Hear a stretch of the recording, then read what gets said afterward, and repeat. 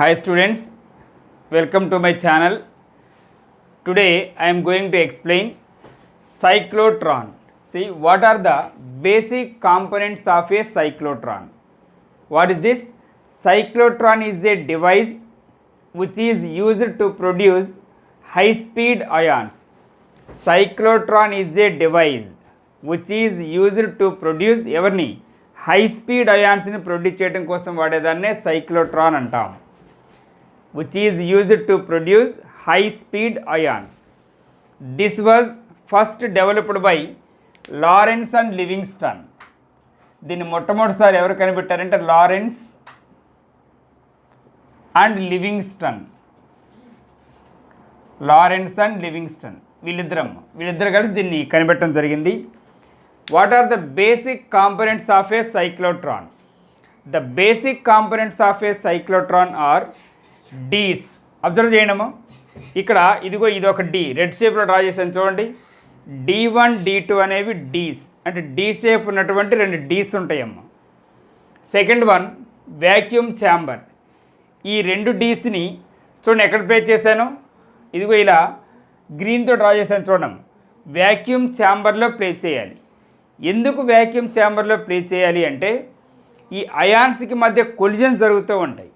ఆ కొలిజన్స్ని మినిమైజ్ చేయటం కోసం వ్యాక్యూమ్ ఛాంబర్లో ప్లేస్ చేయాలి. అర్థమైందా? ఫస్ట్ రెండు డీస్ ఉంటాయి. ఈ డీస్ మొత్తాన్ని వ్యాక్యూమ్ ఛాంబర్లో ప్లేస్ చేసాం. ఎందుకు ప్లేస్ చేసాము అంటే to minimize collisions between ions.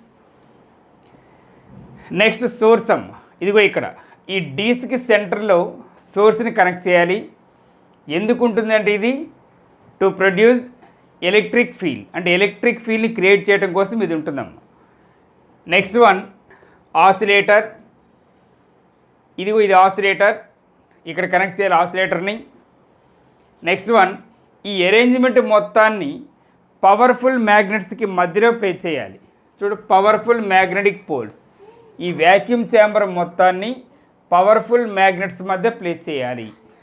Next one deflector plate. ఇక దీని పర్పస్ ఏంటో చూడండి. ఈ లోపల అయాన్స్ రివాల్వ్ అవుతూ ఈ డిఫ్లెక్టర్ ప్లేట్ వైపు అట్రాక్ట్ అవుతాయమ్మ. ఈ డిఫ్లెక్టర్ ప్లేట్ నుండి డైరెక్ట్గా టార్గెట్ని టచ్ అవుతుంది. ఓకేనా? దీనివల్ల యూజెస్ ఏంటి? It can accelerate H11. H11 ఏమంటాం? ప్రోటాన్. H11ని ప్రోటాన్, H12ని డ్యూట్రాన్, He24ని ఆల్ఫా పార్టికిల్. మరియు మనకి ఆబ్జెక్టివ్ కూడా అవసరం, అందుకని ఇవి రాశాను. ప్రోటాన్ అంటే H11, deuteron means H12, alpha particle means helium. So uses ఏంటి? It can accelerate. ఇదిగో వీటన్నింటినీ యాక్సలరేట్ చేయగలదు ఈ సైక్లోట్రాన్. మరి ఎవరిని యాక్సలరేట్ చేయలేదు? న్యూట్రాన్ యాక్సలరేట్ చేయలేదమ్మా. అన్ఛార్జ్డ్ పార్టికల్స్కి సైక్లోట్రాన్ వర్కౌట్ అవ్వదు. ఓకేనా? ఓన్లీ ఛార్జ్డ్ పార్టికల్స్కి మాత్రమే ఇది వర్కౌట్ అవుతుంది. Next, it is used to investigate nuclear structure. Nuclear స్ట్రక్చర్ని ఇన్వెస్టిగేట్ చేయడం కోసం కూడా దీన్ని వాడతాం. Next one it can be used in diagnosis treatment. దీన్ని డయాగ్నసిస్ ట్రీట్మెంట్కి కూడా యూజ్ చేస్తాం. అర్థమైందా? Simple. Cyclotron is a device which is used to produce high speed ions. ఏం డౌట్ ఉందా దీనిలో? This was first developed by Lawrence and Livingston. What are the basic components? Basic components ఏముంటాయి? ఇదిగో డీస్ ఉంటాయి. అటువైపు ఇటువైపు రెండు డీలు ఉన్నాయా? ఈ డీల్ని ఎక్కడ ప్లేస్ చేసాం? ఇదిగో ఇలా వ్యాక్యూమ్ ఛాంబర్లో ప్లేస్ చేయాలి. ఎందుకు వ్యాక్యూమ్ ఛాంబర్లో ప్లేస్ చేయాలని చెప్పాను మీకు. ఎందుకు అంటే ఈ లోపల అయాన్స్ ఒకదానికోటి మధ్య కొలిజన్ జరుగుతూ ఉంటుంది. ఆ కొలిజన్స్ని మినిమైజ్ చేయడం కోసం ఈ వ్యాక్యూమ్ ఛాంబర్లో ప్లేస్ చేయాలి. ఓకేనా? Next one source. ఇదిగో ఈ సెంటర్లో డీలకు మధ్యలో సోర్స్ని ప్లేస్ చేయండి. ఆ తర్వాత ఆసిలేటర్. ఇదిగో దీనికి ఇక్కడ ఆసిలేటర్ని కనెక్ట్ చేస్తున్నాం. ఓకేనా? ఎలక్ట్రిక్ ఫీల్డ్ క్రియేట్ చేయడం కోసం. తర్వాత ఈ అరేంజ్మెంట్ మొత్తాన్ని మ్యాగ్నెట్స్ మధ్యలో ప్లేస్ చేయాలి, కాబట్టి పవర్ఫుల్ మ్యాగ్నెటిక్ పోల్స్ అంటున్నాం. ఆ తర్వాత డిఫ్లెక్టర్ ప్లేట్. ఈ అయాన్స్ రివాల్వ్ అవుతూ ఆ డిఫ్లెక్టర్ ప్లేట్ వైపు అట్రాక్ట్ అయిపోయి అక్కడ నుండి టార్గెట్ని టచ్ అవుతుంది. ఇక దీనివల్ల యూజెస్ ఏంటి? It can accelerate proton, deuteron, alpha particle. It is used to investigate nuclear structure. It can be used in diagnosis treatment. అర్థమైందా? Right down. See the next question. Derive an expression for the magnetic dipole moment. మా magnetic dipole మూమెంట్ని capital M అంటాం. Of a revolving electron. చూడండి, ఇది ఒక circle, ఇది దీని centrum, radius R. ఇక్కడ పి అనే ఒక పాయింట్ని తీసుకున్నాను. ఆ సర్కంఫరెన్స్ మీద పి అనే ఒక పాయింట్ని తీసుకున్నాం. ఇది వి అనే వెలాసిటీతో రివాల్వ్ అవుతూ ఉంది. రేడియస్ ఆర్, వెలాసిటీ వి, దీని ఫ్రీక్వెన్సీని ఎన్ అనుకున్నాము. సో ఒక ఎలక్ట్రాన్ ఆర్ అనే రేడియస్తో, వి అనే వెలాసిటీతో, ఎన్ అనే ఫ్రీక్వెన్సీతో సర్క్యులర్ ఆర్బిట్లో రివాల్వ్ అవుతూ ఉంది. ఇప్పుడు ఇది ఈ పి అనే పాయింట్ ఒక కంప్లీట్ రొటేషన్ చేసింది అనుకోండమ్మా. ఒకసారి ఇలా తిరిగి ఇక్కడికి వచ్చింది, ఇక్కడికి వచ్చి ఆగిపోయింది. టోటల్ ఎంత డిస్టెన్స్ ట్రావెల్ చేసిందని అర్థం. Distance travelled is equals to 2πr. అంతేనా? సర్కంఫరెన్స్ ఆఫ్ దట్ సర్కిలే కదమ్మా. ఒక కంప్లీట్ రివల్యూషన్ చేసింది అంటే సర్కంఫరెన్స్ ఒకటి కవర్ చేసిందని అర్థం. ఓకేనా? ఎంత డిస్టెన్స్ ట్రావెల్ చేసింది? 2πr అనే డిస్టెన్స్ ట్రావెల్ చేసింది. ఓకేనా?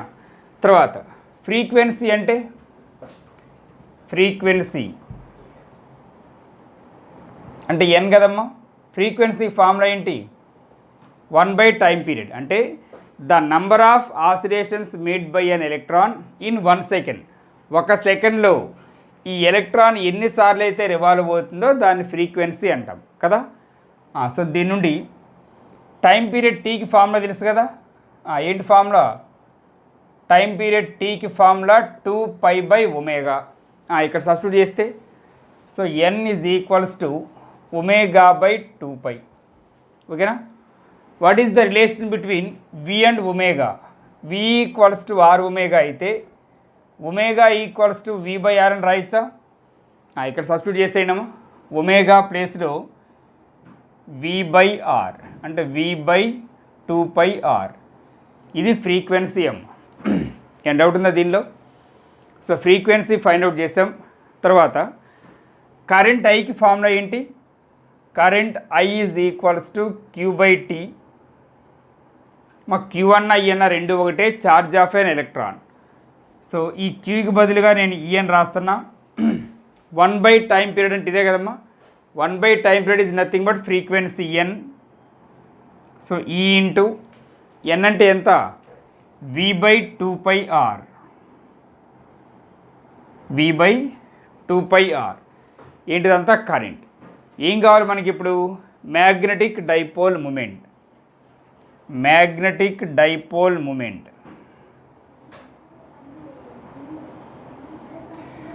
మ్యాగ్నెటిక్ డైపోల్ మూమెంట్ ఎంకి ఫార్ములా ఏంటి?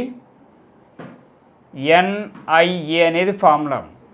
ఎన్ అంటే నంబర్ ఆఫ్ టర్న్స్. ఎన్ని టర్న్స్ తిరిగింది ఇక్కడ?